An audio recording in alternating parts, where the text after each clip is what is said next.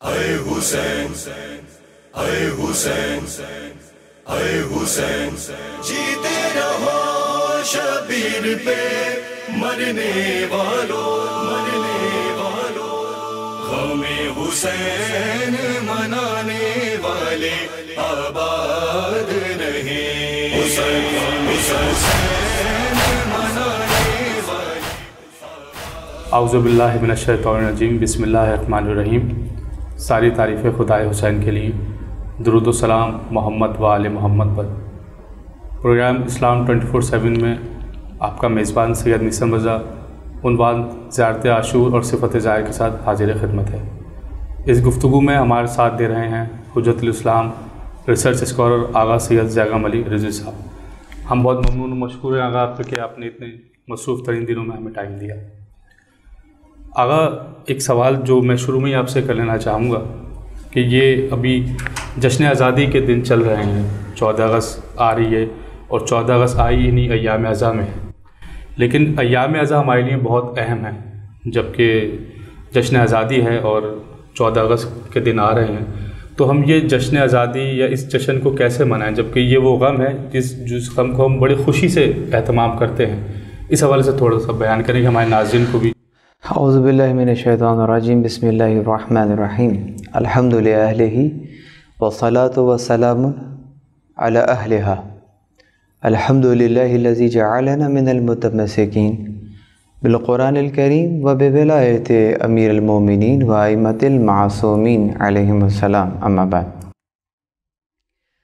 جی ہاں، آپ نے بالکل صحیح جانب اشارہ فرمایا کہ جن ایام سے ہم ابھی گزرے ہیں ان میں پاکستان ملک خدا داد کا یوم آزادی بھی آیا، اور ہم نے یہ یوم آزادی لباس عزا پہن کر منایا ہے۔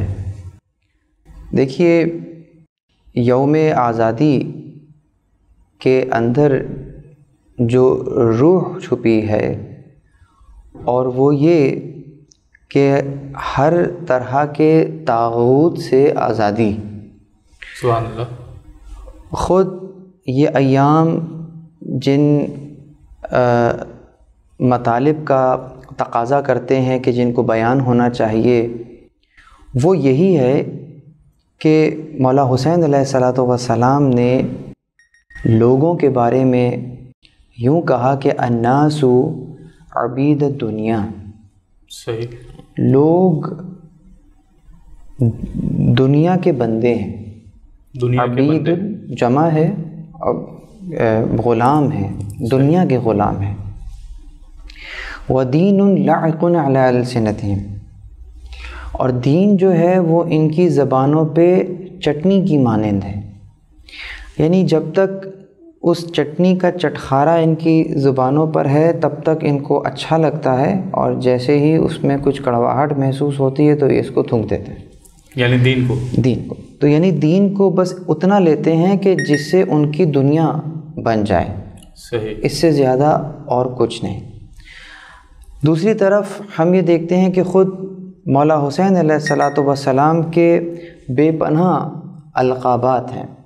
ان القابات کے اوپر اگر نظر کی جائے تو ان میں سے ایک اہم ترین لقب اور خاص ان دنوں کے مطابقت رکھتا ہوا لقب ابو الاحرار ہے۔ ابو الاحرار یعنی حریت پسندوں کے باپ۔ سبحان اللہ۔ یعنی کہ اس جہان میں ہر وہ ذہن جو کہ کسی کی غلامی قبول نہیں کرتا، اس کے باپ کا نام حسین ابن علی ابن ابی طالب ہے۔ کیا کہنا، سبحان اللہ۔ اسی لیے مولا حسین علیہ السلام نے بھی یزیدی لشکر کو مخاطب کرتے ہوئے ایک مقام پر یوں بھی کہا ہے کہ تمہیں کیا ہو گیا ہے، یعنی اللہ نے تمہیں آزاد پیدا کیا ہے، تم کیوں کسی کے غلام ہو رہے؟ یعنی کہ تم محکوم ہو، وہ اپنے آپ کو لاکھ آزاد سمجھ رہے ہوں، وہ سمجھ رہے ہوں کہ ہم تو سپاہی ہیں، ہم یوں ہیں اور ہم اس شہر میں رہتے ہیں اور یہ ہمارا ملک ہے، کہنے کو وہ یہ کہہ سکتے ہیں، لیکن امام حسین علیہ السلام کی نظر میں وہ غلام تھے، اس لیے کہ وہ ہر وہ طاقت کہ جو کہ خدا کے مقابل آ رہی ہے اصلاً انسانوں کو اغوا کر رہی ہے۔ اچھا، اغوائی تنی، اغوائی کا مطلب کہ اس کی راہ سے ہٹانے والی۔ یہی وجہ ہے کہ خدا بھی ان کا ولی ہے کہ جو لوگوں کو ایمان کے بعد ظلمات سے نکال کر نور کی طرف لے آیا۔ اللہ ولی والذین آمنوا یخرجہم من الظلمات الی النور، یعنی وہ لوگ کہ جو ظلمات سے نکل کر نور کی طرف آ گئے، تو یہ خود ان کی ظلمات سے آزادی ہے۔ اللہ ان کا ولی ہے، اللہ ان کا ولی ہے، تو خدا ان کا ولی ہے اور ان کی آزادی کا بیان گویا اس آیت کے اندر ہو رہا ہے۔ تو ہر وہ شخص کہ جو طاغوت سے آزاد ہو کر خدا کی ولایت میں آ رہا ہے تو یقیناً وہ روز اس کے لیے یوم آزادی ہے، اس دن اس نے جشن منانا ہے۔ سبحان اللہ۔ اور اس انداز سے جشن منانا ہے کہ وہ خدا کی تسبیح کرے، خدا کی حمد کرے، اور سب سے بڑھ کر یہ کہ اس نعمت پر شکر نعمت کرے کہ پروردگار نے اسے آزاد پیدا کیا ہے اور طاغوت کی غلامی سے نکال لیا۔ انبیاء علیہم السلام کو اللہ تعالیٰ نے مبعوث فرمایا، اس کی وجہ بھی یہی ہے کہ وہ لوگوں کو طاغوت سے بچائیں اور خدا کی طرف لے کر آئیں۔ انبیاء علیہم السلام کے بھیجے جانے کا مقصد جو ایک قرآن کریم میں بیان ہوا وہ یہی بیان ہوا کہ وہ لوگوں کو ایک خدا کی عبادت کرنے کی دعوت دیں اور انہیں طاغوت سے اجتناب کا کہیں۔ فاجتنبوا الطاغوت، طاغوت سے اجتناب کرو، ٹھیک۔ لیقوم الناس بالقسط، ایک دوسرے مقام کے اوپر علت یوں بیان ہوئی تاکہ لوگوں میں عدل قائم کر دیں، یعنی خدا کا نظام قائم کر دیں۔ خدا کا نظام قائم ہونا عدل ہے، ایک معاشرے کا حق یہ ہے کہ اس میں خدا کا نظام رائج ہو، اور جو کوئی اس خطے میں خدا کے نظام کے مقابلے پر بنایا گیا، جعل کیا گیا کوئی نظام لانا چاہے تو وہ طاغوت ہے۔ صحیح۔ ہر زمانے میں، چاہے وہ فرعون کی صورت میں ظاہر ہو، چاہے وہ نمرود کی صورت میں ظاہر ہو، یا چاہے 61 ہجری میں یزید ملعون کی صورت میں ظاہر ہو، وہ طاغوت ہے۔ تو امام حسین علیہ السلام کی جنگ اصلاً کسی شخص سے نہیں ہے، کربلا فقط 2 اشخاص کے مقابلے پر آ جانے کا دن نہیں ہے، بلکہ کربلا وہی 2 نظریات کے درمیان اس ٹکراؤ کا دن ہے کہ جو کہ ازل سے ہے، جیسے کہ ہم نے اس دور میں فرعون اور موسیٰ علیہ السلام کو دیکھا، ادھر فرعون ملعون ہے، ادھر موسیٰ علیہ السلام ہے، ادھر نمرود ملعون ہے تو ادھر حضرت ابراہیم علیہ السلام ہے۔ بس اسی سلسلے کی ایک کڑی ہمیں 61 ہجری میں بھی نظر آ جاتی ہے کہ ادھر یزید ملعون ہے تو ادھر عالی مقام امام حسین علیہ السلام ہے، جو کہ نمائندگی کر رہے ہیں انبیاء علیہم السلام کے اس کارہائے نبوت کی کہ جس طریقے سے کہ انہوں نے اجتناب کروایا طاغوت سے۔ تو آج کے دور کا طاغوت یزید کی صورت میں ہے، امام حسین علیہ السلام یہی فرما رہے ہیں، مثلی لا یبایع مثلا، مجھ جیسا اس جیسے کی بیعت نہیں کر سکتا۔ یعنی دیکھا جائے کہ آزادی کی طرف لائے مولا حسین، یقیناً طاغوت کی غلامی سے کھینچ کر آزادی کی طرف لے آئے، نہ صرف ان کے جسموں کو بلکہ ان کی روحوں کو آزاد کرا دیا، اور جو روحوں کو آزاد کرانا ہے یہی اصلاً معنوی آزادی ہے، جو ہمیں اس جشن آزادی کے موقع کے اوپر اس ہفتے میں ان جو تقاریب مختلف مقامات کے اوپر منعقد ہو رہی ہیں ان میں یہ سوچنا ہے کہ کیا واقعتاً ہم آزاد ہو گئے ہیں؟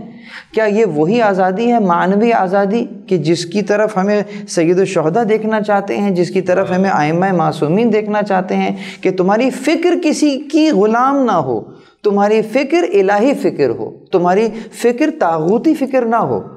اگر طاغوت نے تمہاری فکر پر تسلط کیا ہوا ہے تو اس کا مطلب تم آزاد ہو کر بھی غلام ہو۔ سبحان اللہ، کیا بہترین میسیج آپ نے دیا کہ جشن آزادی اگر منانا ہے تو کیسے منانا ہے، کہ ہمیں آزادی کی طرف اپنی سوچ کو لے کے جانا ہے۔ اگر میں گفتگو کو یہیں پہ روکنا چاہوں گا، ہمارا ایک وقفے کا وقت ہو جاتا ہے۔ ناظرین، وقفے کے بعد ہم دوبارہ حاضر ہوں گے اور آغا سے اپنی گفتگو کا آغاز یہیں سے کریں گے. السلام علیکم. ہمیں حسین منانے والے آباد نہیں، ہمیں حسین منانے والے. السلام علیکم ناظرین، وقفے کے بعد ہم دوبارہ حاضر ہیں.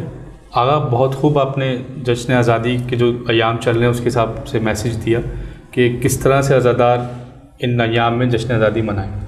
ہم دوبارہ اپنے ٹاپک کی طرف آتے ہیں، زیارت عاشور اور صفت ظاہر کے اعتبار سے جو عنوان ہمارا ہے. اگر اس زیارت عاشور میں ہمیں ایک شجرہ لعن ملتا ہے جس پہ لعن کی گئی ہے، ایک تو اسپیسیفک انسان ہوتا ہے کہ کسی ایک انسان پہ ہم لعنت کریں، ایک شجرہ لعن ہے، اس کے حوالے سے ذرا بیان فرمائیں. دیکھیے، پروردگار عالم نے جب انسان کو تخلیق فرمایا تو اس کے اندر یہ صلاحیت رکھی ہے کہ وہ یقیناً اشرف المخلوقات ہو سکتا ہے. عموماً ہم لوگ یوں ہی انسان کو اشرف المخلوقات پیدا ہوتے ہی سرٹیفکیٹ دے دیتے ہیں، جبکہ پروردگار عالم قرآن کریم میں جب نفس کی قسم کھاتا ہے تو کہتا ہے کہ وَنَفْسٍ وَمَا سَوَّاهَا، اور ہم نے نفس کو کتنا ٹھیک ٹھیک بنایا. فَأَلْهَمَهَا فُجُورَهَا وَتَقْوَاهَا، پھر ہم نے اس پر الہام کر دیا فجورہا، جو اس کے لیے برائیاں ہیں، وَتَقْوَاهَا، اور اس سے بچنا کیسے ہے. صحیح. اب یہاں پر جب الہام بھی ہو گیا ہے، ٹھیک ٹھیک بھی بنایا ہے، تو ہمیں کامیابی کی سند مل جانی چاہیے. بالکل. لیکن اس نقطے کے اوپر ہم اپنے آپ کو کامیاب نہیں کہہ سکتے، اس لیے کہ اگلی آیت کہہ رہی ہے قد افلح من زکاہا، کامیاب وہ ہوگا کہ جو اس نفس کو سنوارے گا. وقد خاب من دساہا، اور وہ ناکامیاب ہوگا جو اسے برائی کے گڑھوں میں دھکیل دے گا. صحیح. اس کا مطلب یہ ہے کہ پروردگار عالم نے تزکیے کی طرف اشارہ فرمایا ہے. تزکیہ زکا سے ہے، یعنی بڑھائے گا، بلند کرے گا، ویٹیج میں اس کی حیثیت بلند ہو جائے گی. تو یہ اس کی حیثیت بلند ہوتے ہوتے کہاں تک جائے گی، اس کی کوئی حد نہیں ہے. یقیناً اشرف ہے، اشرف المخلوقات ہے. جہاں تک یہ چاہتا ہے، جہاں پروردگار دیکھنا چاہتا ہے یہ وہاں تک جا سکتا ہے. کہاں دیکھنا چاہتا ہے؟ وہ جو علی الاعلیٰ ہے، جو علی الاعلیٰ ہے، جس کا مقام اور منزلت ہمیں معلوم نہیں، تو وہ کہاں ہمیں بلندی پہ دیکھنا چاہتا ہے. تو خود انسان اپنے اوپر غور کرے کہ اگر وہ وہاں بھی پہنچ جائے، دنا فتدلی فکان قاب قوسین او ادنی، وہاں پہنچنے کے بعد بھی اگر پروردگار کہے کہ کچھ فاصلہ رہ گیا، یہ پھر ایک بحث ہے جو کہ انشاءاللہ توجہ طلب ہے. تو اس کمال کے سفر کی کوئی انتہا نہیں ہے. تو پروردگار عالم نے وہ نظام پسند فرمایا کہ جس نظام کے تحت انسان کا یہ ارتقاء جاری و ساری رہتا ہے. اسی لیے کہا کہ ان الدین عند اللہ الاسلام، اللہ کے نزدیک دین فقط اسلام ہے. خدا کے نزدیک فقط ایک دین ہے. بندے اپنا دین بہت سارے خود بنا سکتے ہیں، وہ ان کا مسئلہ ہے، لیکن خدا کا دین وَمَن يَبْتَغِ غَيْرَ الْإِسْلَامِ دِينًا لَن يُقْبَلَ مِنْهُ، جس نے بھی اسلام کے علاوہ کسی دین کا پیرو رہا تو لن يقبل منہ، اس سے وہ قبول نہیں کیا جائے گا. اس لیے کہ ہمارے نزدیک وہ دین نہیں ہے، ہمارے نزدیک دین فقط اسلام ہے. تو اب ہم یہ دیکھتے ہیں کہ وہ لوگ جو کہ اس خدا کے نظام کی مخالفت کرتے ہیں، وہ کوئی فرد بھی ہو سکتا ہے، وہ کوئی باقاعدہ خاندان بھی ہو سکتا ہے کہ جو کہ صدی در صدی خدا کے نظام کا مخالف ہو، ممکنات میں ہے. اور خاص رسول اللہ صلی اللہ علیہ وآلہ وسلم کے آخری اس جہان فانی کے جس عالم میں ہم سانس کھینچ رہے ہیں، ظاہراً آپ کے آخری ایام تھے. آپ کو ایک خواب دکھایا گیا، جس خواب میں یوں دیکھا آپ نے کہ آپ کا ممبر ہے اور ممبر کے اوپر جانور بیٹھے ہیں. اللہ اکبر. آپ بہت غمگین ہوئے وہ خواب دیکھ کر. تو اس خواب کی طرف سورہ مبارکہ اسراء کے اندر آیت نمبر 60 میں اشارہ بھی ہوا کہ ما جعلنا الرؤیا التي اریناک، کہ جو ہم نے تمہیں دکھایا جو ہم نے تمہیں دکھایا تھا، التی ارائنا کا، جو ہم نے تمہیں دکھایا تھا، الا وہ نہیں تھا مگر یہ فتنۃ للناس، لوگوں کے لیے فتنہ، والشجرۃ الملعونۃ فی القرآن، اور قرآن میں شجرہ ملعونہ، قرآن میں یعنی کہ دو باتیں ہو گئی کہ جو ہم نے تمہیں دکھایا تھا وہ نہیں تھا مگر یہ کہ لوگوں کے لیے فتنہ تھا، اور قرآن میں شجرہ ملعونہ تھا، یعنی کہ قرآن میں وہ شجر جس کو شجر ملعونہ کہا گیا ہے وہ شجر تھا۔ غور کیجئے، رسول اللہ نے اپنے منبر پہ کچھ لوگوں کو دیکھا جو کہ جانوری کی شکل میں تھے، تو قرآن نے کہا سورہ اسراء میں کہ ہم نے جو تمہیں دکھایا وہ لوگوں کے لیے فتنہ تھا، اور قرآن میں شجر ملعونہ تھا۔ اس کا مطلب یہ ہوا کہ رسول اللہ کا منبر وہ منبر جائے ہدایت ہے، بالکل، اور اس منبر پہ رسول اللہ کو ہونا ہے، یا رسول اللہ جیسے کو ہونا ہے، یا آل رسول کو ہونا ہے۔ آپ نے غور فرمایا، یا تو رسول اللہ کو ہونا ہے یا رسول اللہ جیسے کو ہونا ہے، تاکہ وہ کارہائے نبوت جو رسول اللہ وہاں سے انجام دے رہے ہیں ان کو انجام دیتے رہیں۔ تو اب یہاں مفسرین نے جو تفسیر کی ہے اس آیت کی، جس کے اندر برادران میں بھی ہم اگر دیکھیں تو فخر الدین رازی بھی اس کے اوپر بیان کرتے ہیں، مستدرک الحاکم کے اندر روایت موجود ہے، مسند احمد بن حنبل کے اندر روایات موجود ہیں کہ اس سے مراد کون لوگ ہیں؟ کہا اس سے مراد وہ لوگ ہیں جو کہ محمد اور آل محمد کے دشمن ہیں، جو محمد اور آل محمد علیہ الصلاۃ والسلام سے بغض رکھتے ہیں، وہ قرآن کی نظر میں شجرہ ملعونہ ہے۔ انہی کی طرف زیارت عاشور کے اندر بھی اشارہ ہوا ہے کہ لعین ابن اللعین، لعین ابن اللعین، یہاں پر کسی کو اس کے باپ کے نام سے یاد کرنا، اور وہ بھی ملعون کے عنوان سے کہ تم بھی ملعون اور تمہارا باپ بھی ملعون۔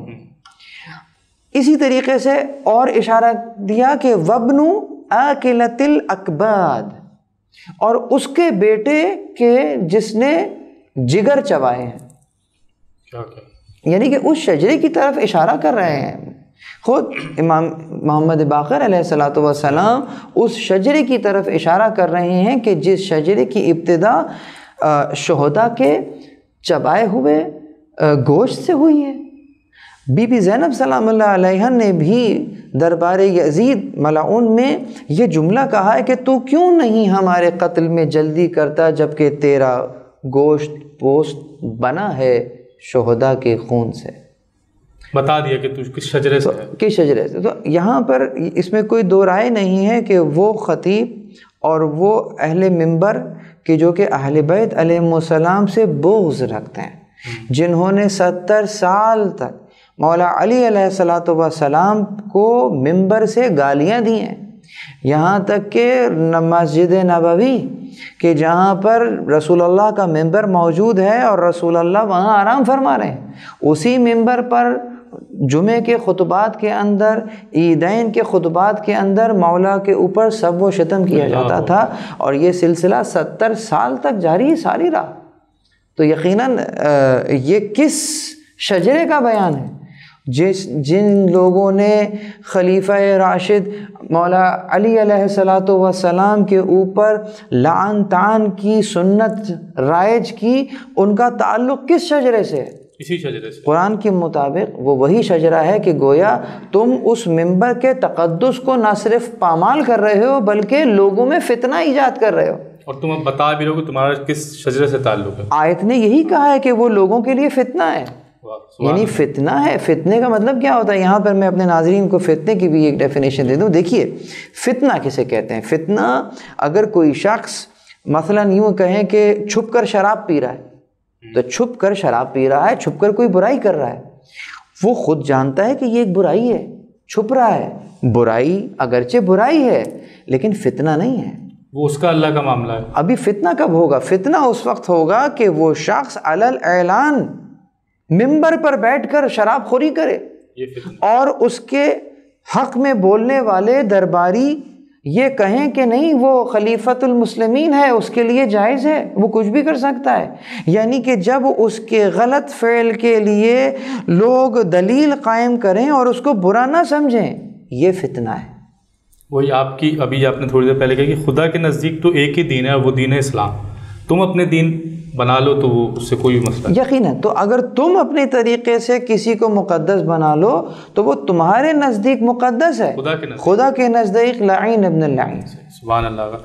اگر بس ہمارے پاس ٹائم کی کمی ہے تھوڑی سی، آپ بس صفت کے حوالے سے جو صفت ظاہر ہے، آج آپ کون سے صفت ظاہر اپنے دیکھیے. آپ چونکہ آپ نے بات بھی انہی نظام کی ہم کر رہے تھے اور خدا کے نظام کے مقابلے پر کوئی نظام لے آئے تو اس کا مطلب یہ ہے کہ اس نے ظلم کیا. بالکل. ظلم کہتے ہی اسی کو ہیں کہ جب کسی شے کو غیر محلہ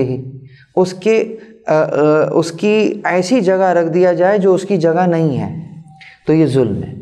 یعنی کہ شے کو اس کے مناسب مقام پہ رکھنا عدل ہے، اور نامناسب مقام پر رکھ دینا، اس کے مقام سے ہٹا دینا، یہ ظلم ہے. تو زیارت عاشور کے اندر بھی ہم دیکھتے ہیں کہ متعدد مقامات کے اوپر ان لوگوں پر لعن کی گئی ہے.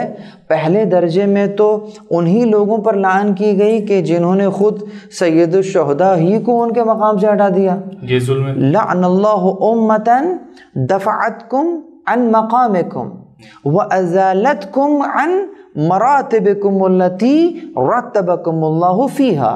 اس امت پر لعن ہو کہ جس نے امام حسین علیہ السلام کو ان کے مرتبے سے ہٹا دیا اور اس مقام سے گرا دیا کہ جو کہ پروردگار نے انہیں دیا تھا. یہ ظلم ہے بہت بڑا. یہ ظلم، اس سے بڑا ظلم کیا ہوگا؟ یعنی کہ خود امام عادل کے اوپر ہی ظلم کر دیا، خود حجت زمان کے اوپر ظلم کر دیا. یہ بہت بڑا ظلم ہے. پھر اس ظلم کو جس نے سنا اور وہ اس سے راضی رہ گیا تو وہ بھی ان ظالمین کا ساتھی ہے. بالکل اسی طرح جس نے ناقہ صالح کی اونٹنی کاٹی تھی، یقیناً اس نے ظلم کیا تھا، لیکن جو لوگ اس پہ خاموش تھے وہ بھی ان کے ظلم پہ خاموش رہنے کی وجہ سے ان پہ ظالمین میں شمار ہوگا اور ان کے اوپر بھی عذاب آیا. بالکل اسی طریقے سے آپ کہہ رہے ہیں وَلَّعَنَ اللَّهُ الْمُمَحَّدِينَ لَهُمْ بِالتَّمْكِينَ مِنْ قِتَالِكُمْ.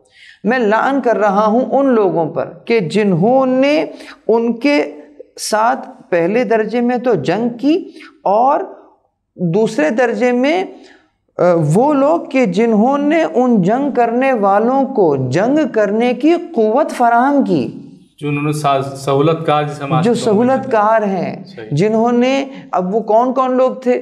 وہ لوگ یہ تھے کہ جس نے عملی طور پر ان کی مدد کی، اسلحہ دیا، یا وہ لوگ تھے کہ جن کے سامنے یہ ہو رہا تھا لیکن ان کی خاموشی نے انہیں مزید جرأت دی، مزید قوت بخشی کہ ہاں ہم صحیح ہیں. وہ کہ جنہوں نے فتویٰ دیا کہ امام حسین کے قتل میں کوئی مسئلہ نہیں ہے، مباح ہے، تو یقیناً وہ مفتیان کہ جنہوں نے آپ کے قتل کا فتویٰ دیا، وہ خواص کہ جو کہ مصلحت کا شکار ہو کر خاموش ہو گئے، وہ سب کے سب قتل حسین میں شامل ہیں. سبحان اللہ آغا، بہت بہترین آغا. ٹائم ہمارے پاس بہت کم تھا آغا، اس لیے ہم اپنی اس گفتگو کو اگلے پروگرام میں رکھیں گے. ناظرین کرام، اپنے میزبان سید میسر مزہ کو اجازت دیجیے، اگلے پروگرام میں پھر آپ کے ساتھ حاضر ہوں گے. السلام علیکم. شبیر پہ مرنے والوں، غم حسین منانے والے آباد